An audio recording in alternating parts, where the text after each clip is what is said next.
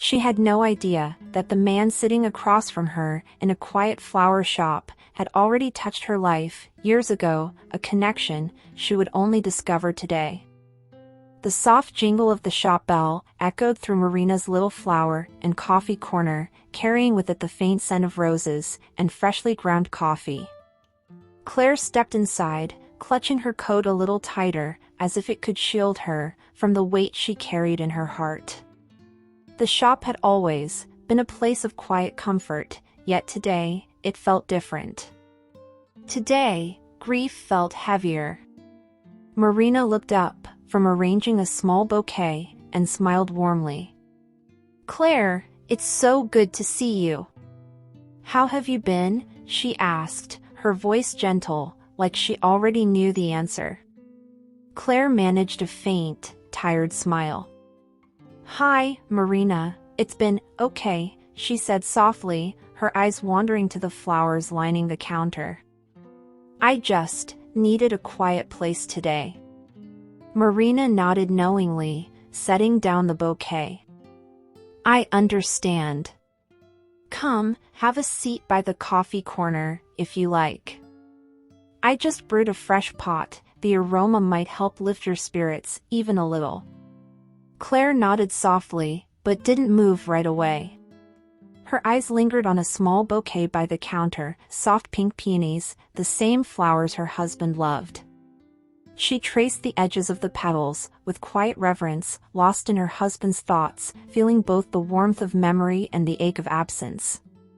At that very moment, the bell jingled again. Lucas stepped in, careful and deliberate, as if testing the air with each step. Years had passed since he had walked through this shop. Back then, he had come here with his fiancée. Their plans and dreams, scribbled in sketches on napkins and notepads, sipping coffee while arranging flowers for weddings and events they would manage together. After her death, the world had felt smaller, heavier, and he had stopped planning, stopped dreaming, stopped moving forward. And then, by coincidence, or perhaps the quiet timing of the day, Marina's little shop intervened.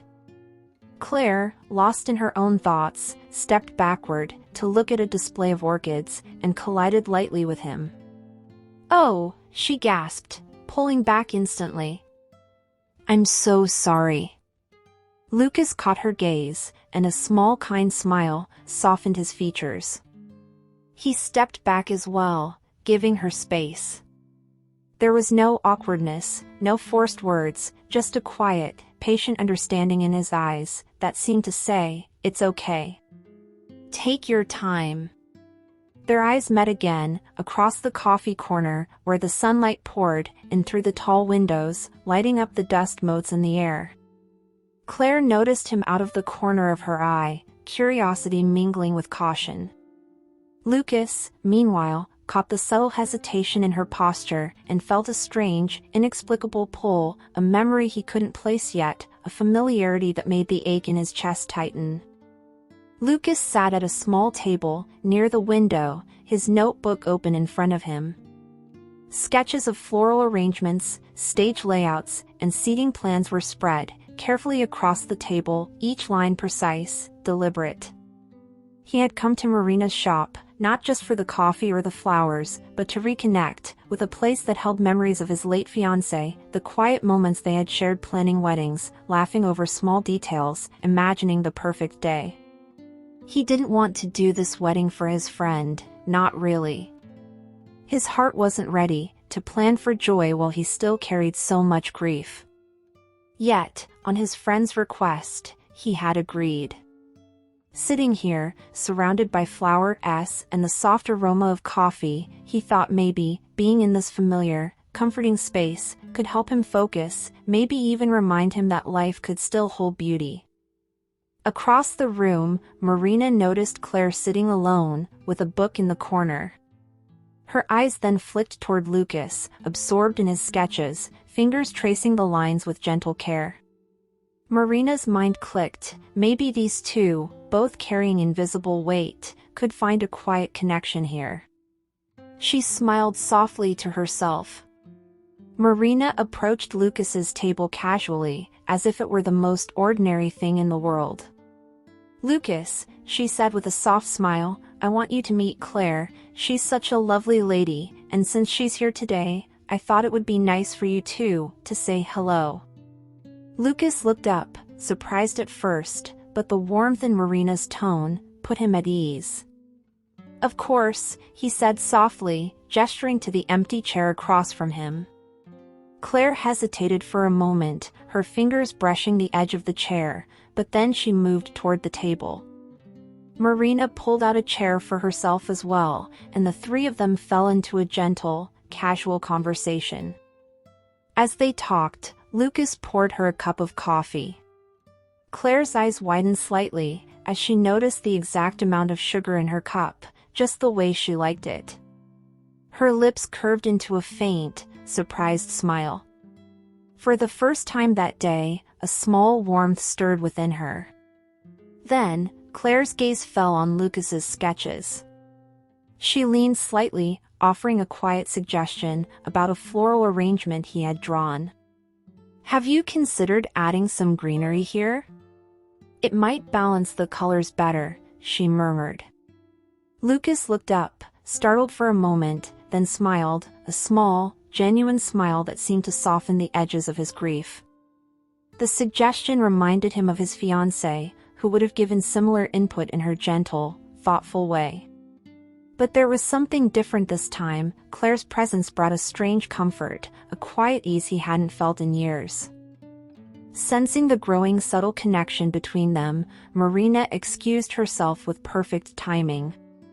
"I'll just help a customer at the counter." "Take your time," she said, her eyes twinkling as she moved away. Lucas leaned back slightly, processing Claire's words. The realization hit him gently, almost like a whisper of the past. The arrangements she had just suggested were eerily familiar. How did you come up with that idea?" he asked, his voice soft, curiosity and something deeper threading through each word. Claire hesitated for a moment, then replied, a faint smile tugging at her lips, "For one of our wedding anniversaries, it was almost planned exactly this way. The flowers, the layout, everything felt so right." Lucas's heart skipped. A rush of memories came flooding back, the countless hours he and his fiancée had spent planning that very anniversary, their hands brushing over sketches, laughing over small details, imagining the perfect day for someone else's joy. And yet, he hadn't realized it then. The truth settled over him quietly but sharply. It had been him, the one behind the design, while Claire had only interacted with his fiancée. They had never met, never known each other, and yet, here they were, years later, connected unknowingly by a single, shared memory. Lucas's gaze softened as he looked at Claire. There was awe, a hint of disbelief, and a strange warmth that crept into his chest. He had expected grief, reminders of what was lost, but instead, there was this, a delicate, almost magical connection that neither of them had anticipated. Claire noticed his pause, and the way his eyes lingered on her, gentle yet thoughtful. She felt an unfamiliar lightness, as if the weight of the past had been acknowledged and shared, not just hers alone. For a long moment, neither spoke. The air between them was quiet, but not empty. Then Lucas's voice broke the silence, soft but steady. "Claire, it was me. I designed and planned your anniversary that day, the flowers, the layout, everything." Claire froze, her eyes widening in shock. You did?" she whispered, barely believing it. Lucas nodded, a small, almost shy smile tugging at his lips. "Yes. You never met me then, because you were talking mostly with my fiancé. I stayed in the background, planning everything, hoping it would be perfect for you." The air between them was quiet, but not empty. It was filled with recognition, curiosity, and the subtle beginnings of trust. Two people, unknowingly connected by the past, were discovering each other for the first time in the present. Lucas leaned back slightly, letting his gaze drift over the sketches again, then to the delicate flowers surrounding them. Each arrangement, each line on the paper, seemed to hold fragments of memory, echoes of a past he thought he would always carry alone. It's strange. I never knew I touched a part of someone's life so intimately without even meeting them. He murmured, voice barely above the hum of the shop. Claire's lips curved into a faint, wistful smile, the corners of her eyes softening as she looked at him. Life has a funny way of connecting people even when we don't realize it at the time. She said quietly, her voice gentle, almost reflective. A quiet pause settled between them. It wasn't awkward or heavy, it was full of understanding. Both were acutely aware of the weight of loss, the subtle ache of longing that lingered in the spaces of their hearts. Yet, in this moment, that ache felt lighter, as if the presence of another soul, who understood, could make it bearable. Lucas reached toward the sketches, fingers tracing a line on the paper, almost absent-mindedly, then gestured to the flowers in the sunlight-dappled corner. Being here, seeing all this, it feels like a small comfort. Like, maybe the past isn't as heavy when someone else can see it too. Claire's eyes softened even more. She nodded slowly, her hand brushing a loose strand of hair behind her ear, her voice quiet, but full of warmth. Yes, it's like sharing a memory without words. Somehow, it makes it less lonely. They sat there in silence, for a few moments longer, the gentle clink of cups, and the soft murmur of the coffee shop, fading into the background. In that stillness, a delicate understanding grew, fragile, but undeniable. Two hearts, each scarred by loss, were discovering a shared space, where grief and hope could coexist. Lucas glanced at Claire, noticing the way her eyes held both strength and vulnerability. A small smile tugged at his lips, tender and almost shy. Claire, in turn, felt an unfamiliar calm settle in her chest, as if the weight she carried had been quietly acknowledged and understood.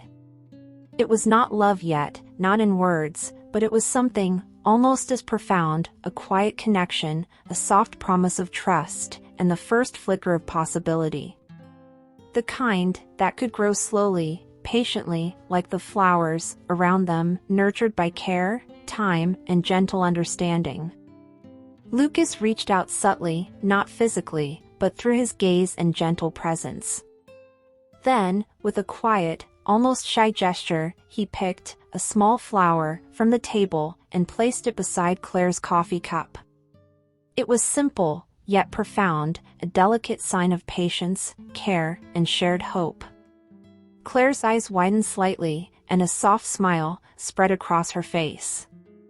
Touched by his thoughtfulness, she felt a warmth she hadn't known in years. That small, silent gesture became a symbol of trust, openness, and the fragile beginnings of connection. From her counter, at the entrance, Marina watched quietly, a gentle smile tugging at her lips. She felt a quiet joy blooming in her chest, knowing that these two souls, each carrying their own grief, had finally touched one another. The seeds of something beautiful, she realized, were now taking root. They continued to chat softly, their conversation weaving effortlessly between sketches, flowers, and memories. Every shared glance and quiet laugh hinted at the possibility of something deeper, something patient and tender, growing between them. Their connection was peaceful, filled with quiet understanding, subtle gestures, and the unspoken comfort of being seen and understood. Love didn't need to rush. It could begin slowly, gently, like a blossom unfurling in the sunlight, patiently and beautifully, in its own time. Sometimes, in the quietest moments, we cross paths with people we don't even notice, and yet, one day, they quietly bring joy back into our lives when we thought all hope was lost. Love, friendship, and comfort often arrive when we least expect it. If this story touched your heart, share your thoughts. Comment unexpected joy if you believe life brings the right people to us at the right time. Every story is a reminder that even after loss, patience, connection, and small gestures can quietly open the door to something beautiful.